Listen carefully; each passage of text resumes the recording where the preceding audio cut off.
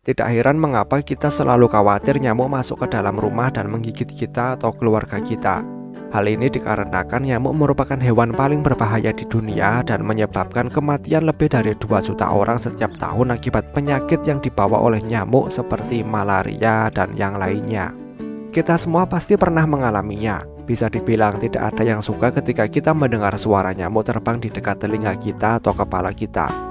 Yang terlintas di benak kita adalah nyamuk pasti akan menggigit dan menghisap darah kita.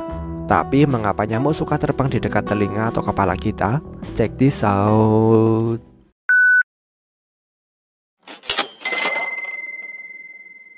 Ada berbagai macam jawaban tentang hal ini yang beredar di internet. Tapi apa yang sebenarnya terjadi? Nyamuk sebenarnya tertarik dengan bau karbon dioksida yang dihasilkan ketika kita menghembuskan nafas. Tentu saat kita tidur, wajah akan penuh dengan nyamuk karena banyak CO2 di bagian itu. Tapi itu tidak menjelaskan mengapa nyamuk terbang di sekitar telinga. Kita juga tahu nyamuk tertarik pada panas. Ketika kita tidur, telinga kita akan mengeluarkan panas dan menjadi sedikit lebih hangat. Meski begitu, masih banyak bagian tubuh lain yang juga mengeluarkan panas ketika kita tidur. Jadi itu bahkan bukan jawaban yang tepat. Ada juga teori yang beredar di internet yang mengatakan jika kotoran telinga kita memiliki bau yang mirip dengan bau yang dikeluarkan nyamuk ketika kawin untuk menarik perhatian pasangannya dan membuat mereka bingung dan melayang di sekitar telinga kita. Tapi teori ini tidak memiliki dukungan ilmiah yang kuat. Mungkin jawaban dan teori yang paling akurat dan sederhana adalah jika nyamuk tidak terlalu tertarik dengan telinga kita. Telinga adalah indera pendengaran manusia, sehingga karena itu kita mendengar suara ketika nyamuk terbang di dekat telinga tetapi tidak di tempat lain. Seorang ilmuwan berhasil menemukan bagaimana sebenarnya suara nyamuk itu dihasilkan.